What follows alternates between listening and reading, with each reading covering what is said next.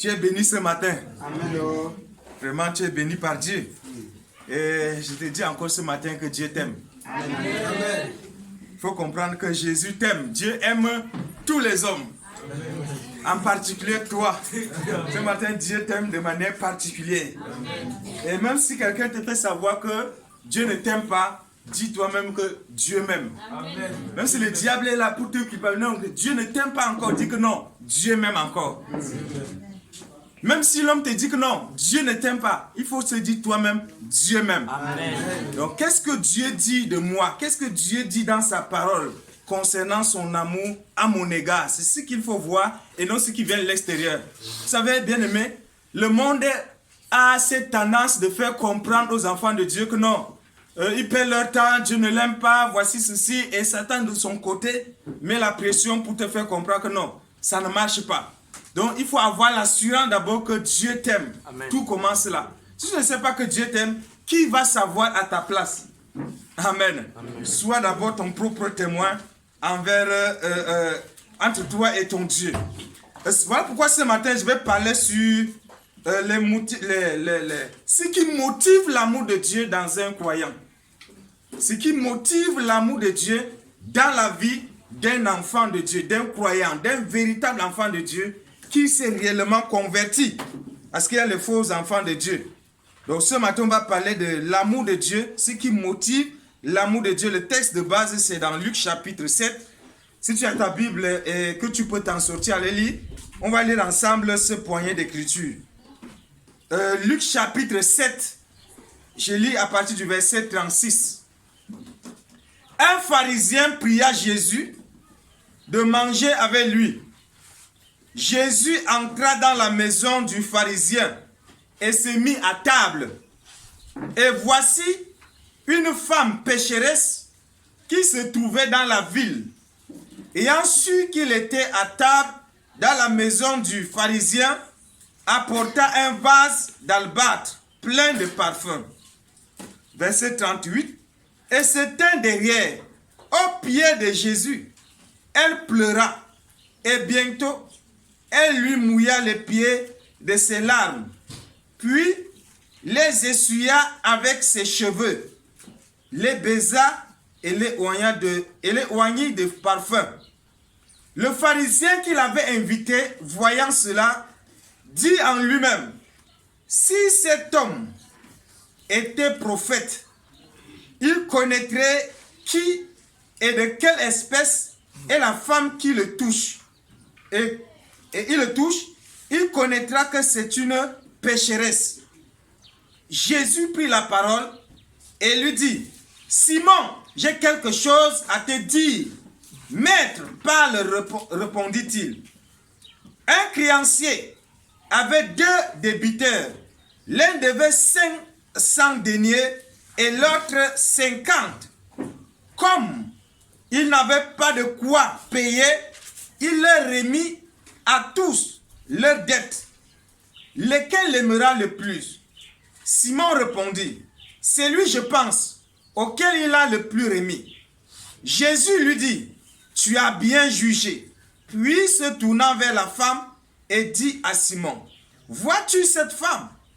Je suis entré dans ta maison et tu ne m'as point donné d'eau pour laver mes pieds. Mais elle les a mouillés de ses larmes et les a essuyés avec ses cheveux. Tu ne m'as point donné de baiser, mais elle, depuis que je suis entré, elle n'a point cessé de baiser les pieds. Tu n'as point versé l'huile sur ma tête, mais elle a versé du parfum sur mes pieds. Mais c'est pourquoi, je te le dis, ses nombreux péchés ont été pardonnés, car elle a beaucoup aimé. Mais celui à qui on pardonne peu, aime peu.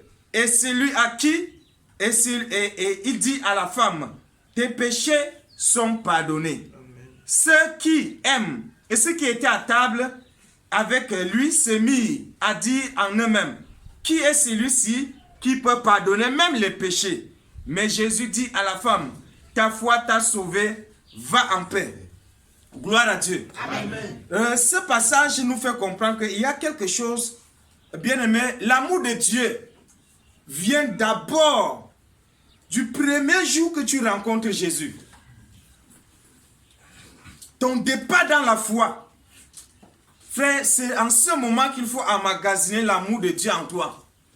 L'amour de Dieu ne peut pas s'arracher dans la prière comme on dit non. Mais je prie que Dieu remplisse mon cœur d'amour. L'amour de Dieu ne se ramasse pas ailleurs ou à gauche, à droite. Il faut comprendre que pour qu'un chrétien puisse aimer Dieu, il y a quelque chose qui doit d'abord se passer premièrement. Le pardon des péchés. Si tu ne sais pas que Dieu a remis ta dette, si tu ne sais pas que Jésus a payé le prix, tu ne peux pas l'aimer. Oui. Tu vas le prendre comme ton ego, comme ton semblable aussi, comme un prophète. Voilà un pharisien d'abord là qui prend Jésus pour prophète. S'il est prophète, il a d'abord mis Jésus à condition. S'il est même prophète, donc il doutait encore même de ce que Jésus est. Et ce monsieur, que Jésus même l'avait guéri de ses lèpres. Mais il doutait encore même si Jésus était prophète. Regardons avec beaucoup d'attention ce que le Seigneur veut nous faire comprendre dans ce passage. Et ce passage, il nous est adressé dans l'école de fondation. Pourquoi? Parce que c'est très important que nous apprenons à aimer Dieu. En quoi faisant? En nous repentant sincèrement et de tous nos cœurs. Et là, l'amour de Dieu sera là. Tu vas aimer Dieu. Plus que tu sais que non, il t'a pardonné, il a enlevé ton fardeau, il a fait quelque chose dans ta vie que personne ne peut le faire. Non, je dois m'attacher à une telle personne. Mais si tu es indifférent envers son amour pour toi, tu ne peux pas l'aimer. Voilà pourquoi le pharisien, bien qu'il a expérimenté même les miracles, qu'est-ce qu'il a fait? Il continue à douter sur l'identité du Messie. Il n'est même pas arrivé à ce niveau-là. Regardons la page verset 36. Un pharisien pria Jésus de manger avec lui. Jésus entra dans sa maison, dans la maison du pharisien et s'est mis à table. Et voici une femme pécheresse. C'est une femme pécheresse qui est venue vers Jésus. Ça veut dire quoi? Elle d'abord, elle reconnaissait qu'elle était pécheur. Tout le monde connaissait que Marie, la femme là, Marie était pécheur. Elle était prostituée de nature. Elle était connue qu'elle avait le galon dans la prostitution. C'est connu par tout le monde. Donc ce n'est pas caché. Elle a vendu sa vie à la prostitution. Elle était d'abord possédée tellement que les démons de la prostitution l'avaient possédée. Qui se trouvait dans la ville. Ayant su qu'il était à table et dans la maison du pharisien, apporta un vase d'albâtre plein de parfums et se tint derrière au pied de Jésus. Elle pleurait. Pourquoi elle pleurait? Bien-aimé, quand un pécheur vient au pied de Jésus, la seule chose qu'il va faire n'est pas de poser la question à Jésus, n'est pas de prier. Il va commencer à pleurer sans connaître même la raison pourquoi elle pleure. C'est ce que Marie a fait. Quand Marie est venue au pied de Jésus, elle pleurait au pied du Messie. Amen. Elle essuyait le pied de Jésus avec ses larmes, avec ses cheveux. Je ne sais pas si toi qui es là depuis que tu as rencontré Jésus, est-ce que tu as pleuré au pied de Jésus à cause de tes péchés? Tout commence là. Si le moine, si tu ne peux pas faire ça, c'est normal que tu ne peux pas aimer Dieu. C'est normal même venir à l'église, c'est un fardeau. C'est normal de prendre Dieu comme ça là. Marie, voyant sa vie du péché, il a vu le sauveur là. Il a commencé à pleurer. Amen. Au contraire, aujourd'hui, tu vas voir les gens venir à l'église, réclamer et revendiquer les choses à Dieu. Au lieu de pleurer sur leur péché, au lieu de regretter leur vie du péché, tu vas voir une fornicatrice, une prostituée venir à l'église. Elle fait quoi? Seigneur, donne-moi le mariage. Voilà ce qu'il dit au pied de Jésus. Le premier jour qui vient dit, Seigneur, donne-moi le mariage. Je prie pour le mariage. 2 jours, 3 jours dans la foi, une semaine, il prie pour le mariage, une prostituée. Je suis sûr, si tu proposais le mariage à Marie, elle risque de te maudire. Oui. Parce qu'elle a découvert l'amour véritable de Dieu. Amen. Elle pleurait ses péchés. Ma soeur, mon frère, quand tu venais à Jésus, est-ce que tu as regretté ta vie passée? Est-ce que tu as pleuré? Est-ce que tu as fondu en larmes? À cause de tes péchés, là, dit que non, vraiment, est-ce que c'était encore moi-même ici, là? Ou bien c'est une autre personne? Ce que Marie a fait. Amen. Très peu de chrétiens aujourd'hui pleurent à cause de leur péché, pleurent à cause de leur vie. Ils pleurent à cause de la déception dans le monde. Tu le vois même à l'église. Tu la vois peut-être pleurer à l'église sans voir que, parce qu'elle était peut-être déçue dans le monde qu'elle pleure. Elle avait vu comme ça là, donc c'est Dieu qui l'a touchée alors que c'est... Elle pense à sa déception, elle pense à ce qu'elle était déçue dans le monde, voilà pourquoi elle pleure. Bientôt tu le vois rentrer dans le monde, parce qu'elle n'a pas eu ce qu'elle voulait là. Très peu pleurent réellement sur leur péché. Très peu de personnes. Est-ce que toi qui es là ce matin, voyez Simon, le pharisien, lui se croyait pour juste. Une femme pécheresse. Continuons à lire. Et s'éteint derrière. Au pied de Jésus, elle pleurait, et bientôt elle lui mouilla les pieds de ses larmes. Puis les essuya avec ses cheveux, les baisa et les oignait de parfum. Et tu vas lire ça dans Jean. Là, il dit que le parfum là, ça a coûté 300 journées de salaire. Il a travaillé 300 jours pour avoir ce parfum. Le même jour, elle a cassé sur Jésus. Elle a été persécutée à cause de ça par les pharisiens, même par les disciples de Jésus, entre guillemets, parce que ce n'était que Judas qui s'opposait à ça. La Bible dit que les disciples aussi, et Jean a été précis, c'était Judas. Et ici, Luc nous racontait que c'était Simon le pharisien qui était contre le fait que une pécheresse est venue au pied de Jésus. Il croit que non, Jésus a quelque chose de commun avec cette femme. Il y a des Simons là, il y a des pharisiens là, beaucoup dans la vie. J'entends les gens dire que non, Marie là était même l'époux de Jésus. Il y a les gens qui blasphèment comme ça. Il y a les gens qui blasphèment comme ça en disant que non, Jésus était marié, Marie était l'épouse ou bien la fiancée ou bien je ne sais pas trop de Jésus. Non, c'est le péché de Marie qui l'amène à pleurer au pied de Jésus. Amen. Quand quelqu'un aime Dieu, la personne sera folle de l'amour de Dieu. Amen. Mais quand quelqu'un n'aime pas Dieu, il sera là pour critiquer Jésus, comme le pharisien. Il est là pour en train de critiquer Jésus, en train de dire à Jésus, le pharisien qui l'avait invité, voyant cela, dit en lui-même, si cet homme était prophète, il connaîtrait et qui est de quelle espèce est la femme qui le touche. Et il connaîtrait que c'est une pécheresse. Vous savez que les pharisiens, pharisiens d'abord veut dire séparés. Ce sont des peuples qui se sont séparés des autres pour défendre la loi de Moïse au départ. Il faut d'abord comprendre que les pharisiens n'étaient pas n'importe qui. Ce sont des gens qui ont opté pour la loi de Moïse. Ils sont là en âme et conscience pour combattre pour la loi de Moïse. Et ces gens, ils ont cette injustice. Une prostituée ne peut pas se balader dans leur maison. Le pharisien ne permet pas. Et à un certain niveau, Jésus dirait même aux disciples, si votre justice ne surpasse pas la justice des pharisiens, vous n'entrerez pas dans le royaume. Et les pharisiens, quand même, ont un certain nombre de limites, ont une certaine justice qu'un chrétien doit dépasser par la foi, par la justice véritable et la miséricorde qui manquait aux pharisiens. Donc dans la maison des pharisiens, le moulin ne passe pas. Tu es en train de te dire, sors. Ici, là, ce n'est pas le sang de la prostitution. Les cheveux des Chinois ne passent pas dans la maison des pharisiens. L'extérieur, quand même, ils ont ça.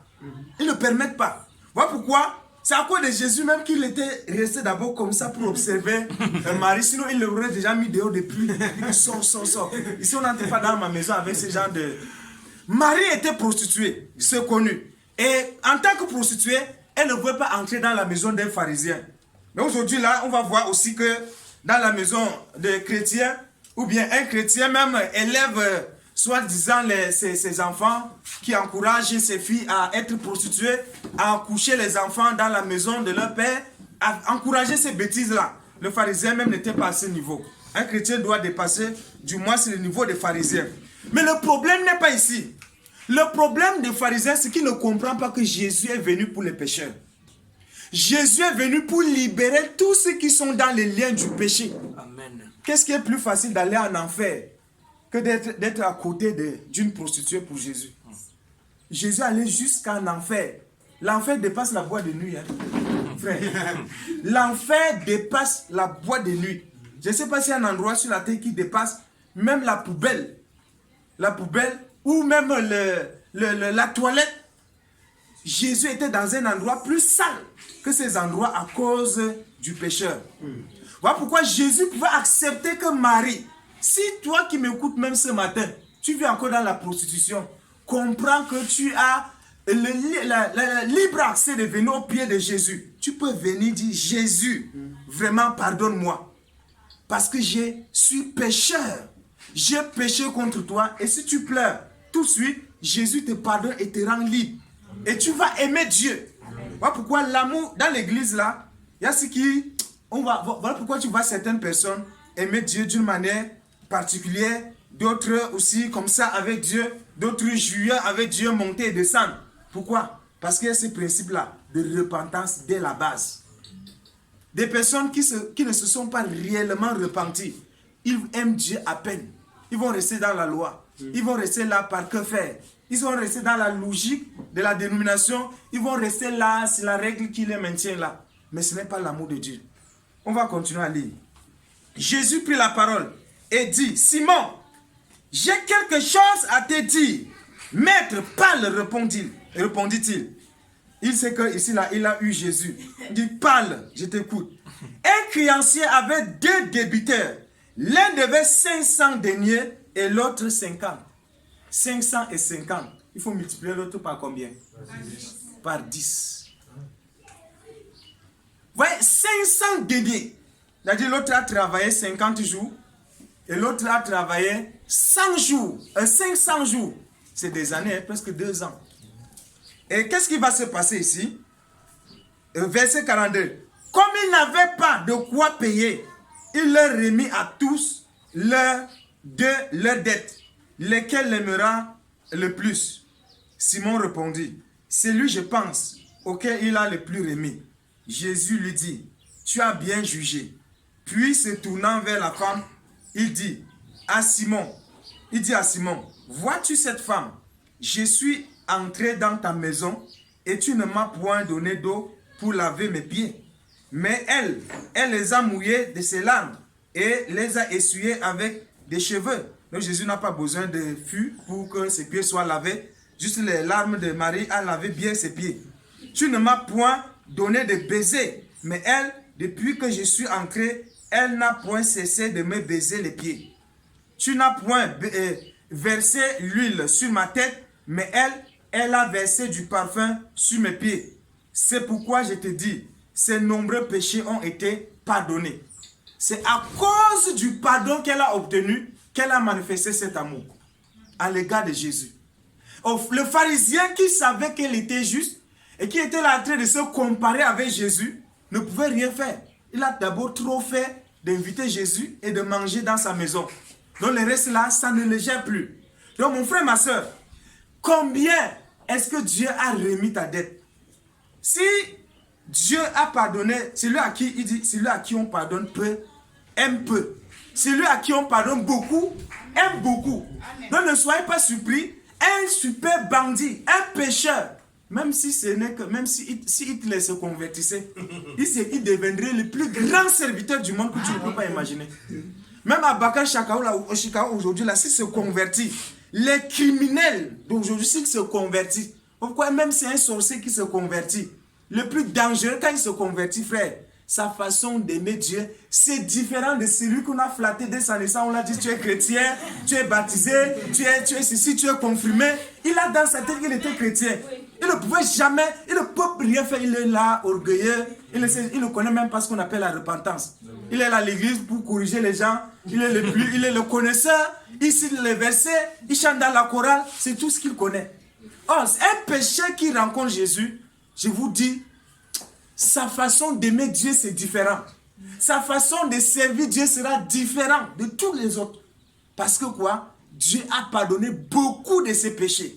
Donc le pardon du péché est lié à l'amour que nous avons pour Dieu. Comment est-ce que tu aimes Dieu? C'est proportionnel à tes péchés qu'il a pardonnés. Ce n'est pas moi qui le dis, on va lire ici.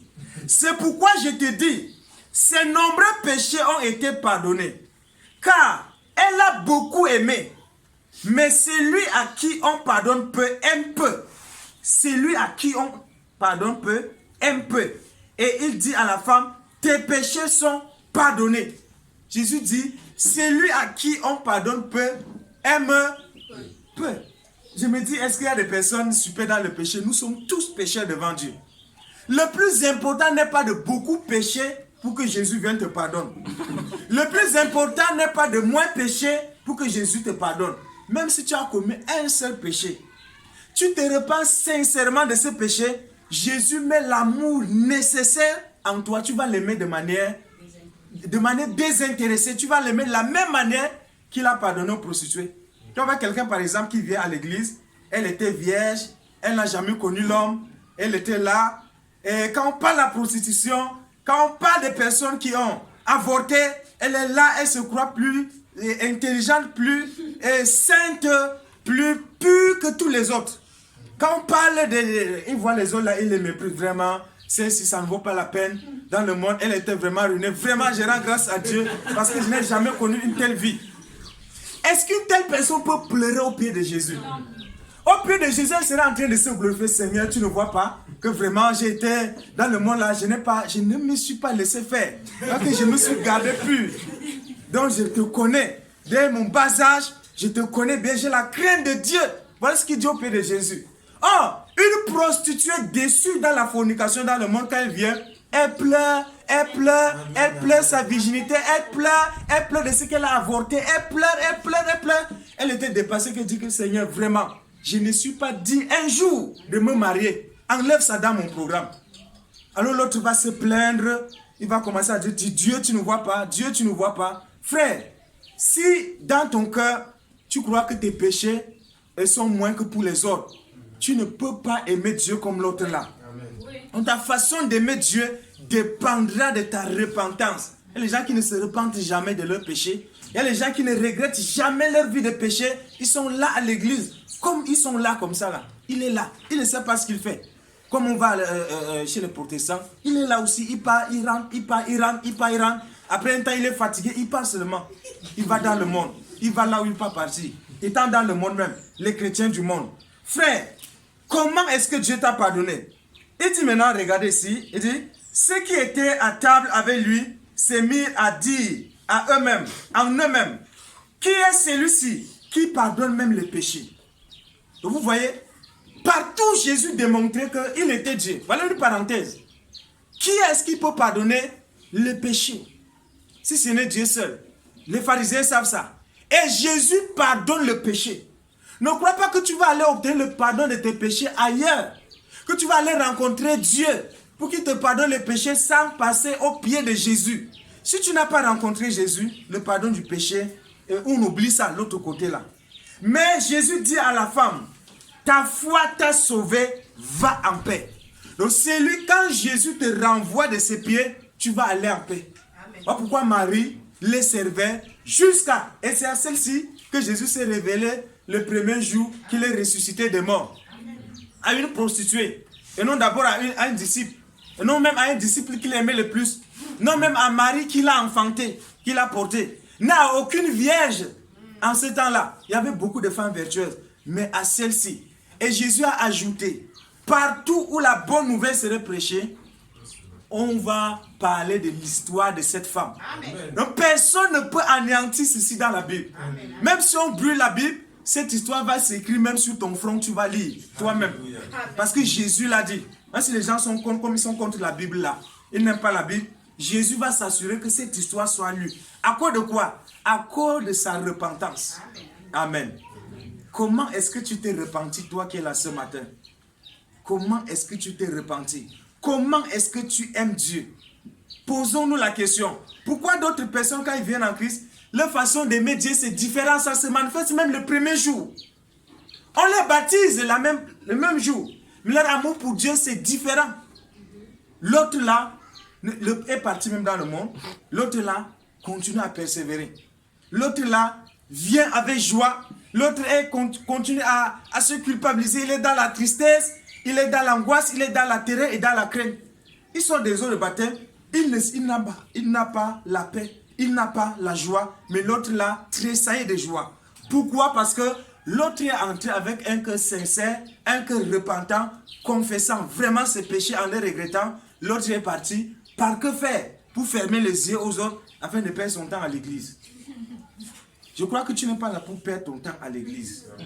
Frère, ma soeur, est-ce que tu es là pour perdre ton temps à l'église ou tu es là pour connaître qui est Jésus? Et si tu es là pour connaître la personne de Jésus, sois au pied de Jésus, au pied de la parole, la Bible. La Bible, qui est le pied de Jésus. Même Marthe, Même Marthe, la sœur de Marie, la Bible dit qu'elle se plaignait même. Celle-ci, comme elle aimait Dieu, celui qui aime Dieu est vraiment persécuté. Partout, on a persécuté. Non, celle-ci, elle est au pied, à tes pieds tous les jours. Donc Marie même n'a même pas le temps d'aller apporter une cuillère tellement qu'il voulait écouter l'évangile.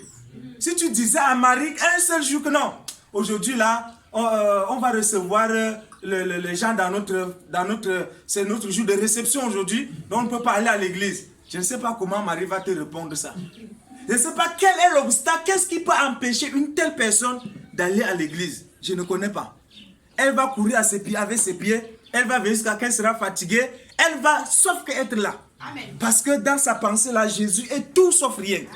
Est-ce que Jésus est tout sauf rien dans ta vie? Amen. Est-ce que Jésus est la personne? Est-ce que Jésus est la personne qui fait vraiment ta vie, qui est l'essentiel, le centre, le noyau de ta vie? S'il n'est pas, pour l'avoir, passe par la repentance. Ce n'est pas par la prière. Sinon, tu connaîtrais Jésus depuis, parce qu'il y a les gens qui ont le ministère de prière. Ils partent chercher le chercheur de prière. Ces gens-là connaîtraient Dieu plus que les autres. Mais le secret est de se repentir réellement et de manière authentique. Et le reste là va suivre. Frère, l'amour de Dieu est proportionnel à notre repentance, au péché qu'il a remis, à notre péché qu'il a pardonné. Donc s'il n'a pas pardonné encore certaines choses dans ta vie, c'est parce que tu n'étais pas vrai là-bas et sincère. Par conséquent, ça te freine d'aimer Dieu. Ça t'empêche de suivre le Seigneur. Ça t'empêche et ça te permet de t'enorgueillir à toi-même. Et tu deviens un pharisien de l'église. Au lieu d'être un disciple de Jésus. Gloire à Jésus. Amen. Donc ce matin, j'aimerais que tu élèves ta voix et dis, vraiment Seigneur, qu'est-ce qui ne va pas encore pour que je ne t'aime pas plus que les autres? Pour venir à l'église, c'est à peine. Pour lire la Bible, c'est à peine. Pour faire n'importe quoi, c'est un problème, c'est un calvaire. Non, ça ne vaut pas la peine. Pourquoi?